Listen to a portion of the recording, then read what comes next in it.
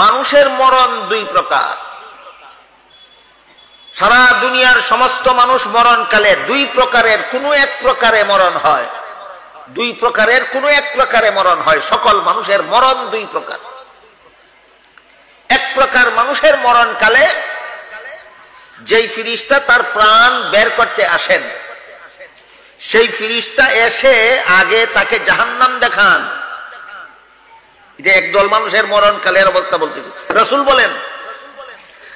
বলেন একদল মানুষের মরণকালে যেই ফিরিস্তা তার প্রাণ বের করতে আসেন, সেই ফিরিস্তা আগে তাকে জাহান্নাম দেখান। এখানে এসে অনেকের প্রশ্ন জাগে, মুমূর্ষগ্রস্ত ব্যক্তিটাকে যে আজরাইলে জাহান্নাম দেখাইলো, আমি তো তার পাশে বসা ছিলাম, আমি দেখলাম না কেন? প্রশ্ন জাগে কিনা? এই প্রশ্নের জবাব আল্লাহ কুদরতি ভাবে সারা দুনিয়ার মানুষকে বুঝার ব্যবস্থা একসাথে করে দিয়েছেন। সেটা কিভাবে? আপনি ঘুমিয়ে আছেন আপনার খাটে, আপনার পালঙ্কে, আর আপনার বিবি সাহেব আপনার পাশে বসা আছে। আপনি ঘুমিয়ে স্বপ্নে দেখলেন আপনি বিদেশ চলে গেলেন 50 লক্ষ টাকা চাকুরি পাইয়া, মাসে মাসে 50 লাখ টাকা দিয়া সোনা রূপা গয়না ফাতি ধন সম্পদ খরিদ করতেছেন আর লাকিস ভরতেছেন নিয়ে দেশে আসবে। এমত অবস্থায় বিবি সাহেব আপনাকে ধাক্কা দিয়া বলল, বেলা বাজে 9টা, এখনো ঘুম থেকে যাচ্ছ না, খাইবা কোন সময়? ঘুম ভাঙ্গার পরে বললেন, সর্বনাশ করছো। কি করে সর্বনাশ করছি? আমার লাখ লাখ টাকার সম্পদ তোর এক ধাক্কায় শেষ।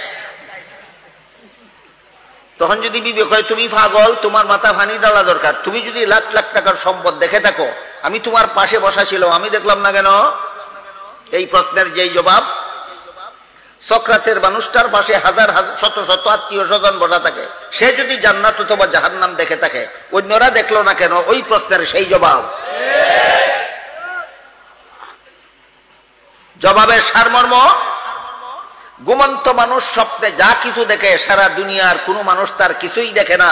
ঠিক তেমনি ভাবে মরণকালে মুমূর্ষগ্রস্ত ব্যক্তি আখিরাতের যা কিছু দেখে দুনিয়ার জীবিত মানুষ তার কিছুই দেখে না। আল্লাহ রাসূল বলেন একদল মানুষের মরণকালে আজরাইল ফিরিস্তা এসে আগে তাকে জাহান্নাম দেখায়, দেখাইয়া বলে, এই জাহান্নাম থেকে আল্লাহ তোমাকে মুক্তি দান করেছেন। এরপরে তারে জান্নাত দেখায়, দেখাইয়া বলে, এই জান্নাতে আল্লাহ তোমার ঠিকানা সাব্যস্ত করেছেন। তোমার জান্নাতের ঠিকানায় তোমাকে পৌঁছে দেওয়ার জন্য আল্লাহ আমি আজরাইলকে আজকে তোমার কাছে পাঠাইছি। রাসূল বলেন, জান্নাতের সিনারি দেখে, আজরাইলের মুখে জান্নাতের সুসংবাদ শুনে এই মানুষটা দুনিয়ার সবকিছু ভুলে যায়। দুনিয়ার সবকিছু, বাড়ি ঘর, বিষয় সম্পত্তি, টাকা পয়সা, আত্মীয় স্বজন, বন্ধু বান্ধব, মা বাবা, ছেলে মেয়ে, দুনিয়ার কিচ্ছুই মনে থাকে না। সে শুধু জান্নাতে পৌঁছার জন্য পাগল পারা হয়ে যায়। তখন সে আজরাইলকে বলতে থাকে, মুহূর্ত দেরি করো না, আমাকে তাড়াতাড়ি আমার ঠিকানায় নিয়ে যাও, আমাকে তাড়াতাড়ি আমার ঠিকানায় নিয়ে যাও। এই বিবরণ দিয়ে রাসূল বলেন, এই মানুষটা আল্লাহর সাক্ষাতে যেতে চায়, আল্লাহও তাকে তার সাক্ষাৎ দিতে চায়। এই ধরনের মরণ বিনা প্রস্তুতিতে হয় না। এই ধরনের মরণের জন্য প্রস্তুতির দরকার হয়। আরেক দল মানুষের মরণের কথা বলবো। রাসূল বলেন, আরেক দল মানুষের মরণকালে আজরাইল এসে আগে তাকে জান্নাত দেখায়। আগের লোকটারে আগে কি দেখাইছিল? এখন দেখায়, আগে জান্নাত দেখায়। দেখায় বলেন, জান্নাতের এই বাড়িটা আল্লাহ তোমার জন্য বানাইছিলেন, কিন্তু তুমি এটা উপার্জনের ব্যবস্থা করো না। তোমার জন্য বরাদ্দ করা বাড়ি তোমার নাম থেকে ক্যান্সেল করে দেওয়া হইলো, এই বাড়ি তুমি আর পাবে না কোনোদিন। তারপরে তাকে জাহান্নাম দেখায়, দেখায় বলে, এখানে তোমার ঠিকানা তুমি নিজে সাব্যস্ত করেছো। তোমার সাব্যস্ত করার ঠিকানায় তোমাকে পৌঁছে দেওয়ার জন্য আজকে আল্লাহ আমাকে পাঠাইছেন তোমার কাছে। রাসূল বলেন, আজরাইলের মুখে এই দুঃসংবাদ শুনে, জাহান্নামের ভয়ঙ্কর ঠিকানাটা দেখে, যে কোনো মূল্যের বিনিময়ে তার প্রাণটা দেহ থেকে বের হতে চায় না। তখন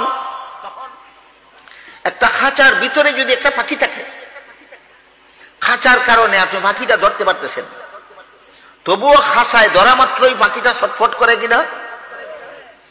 এমত অবস্থায় আপনি যদি খাঁচার এক পাশ দিয়ে কোন রকম খাঁচার ভিতরে হাতটা ঢুকিয়ে দেন, তাহলে পাখিটাকে তার ছটফট করা পাখিটাকে যেমন ভাবে শক্ত করে ধরে বের করে নিয়ে আসেন, আল্লাহ রসুল বলেন ঠিক সেইভাবে এই পাপিষ্টের প্রাণ যখন দেহ থেকে বের হতে চায় না, আজরাইল এই পাপিষ্টের দেহের ভিতরে হাত ঢুকাইয়া দিয়া ওই খাঁচার পাখির মতো ছিঁড়ে ভিড়ে প্রাণ বের করে নিয়ে যায়।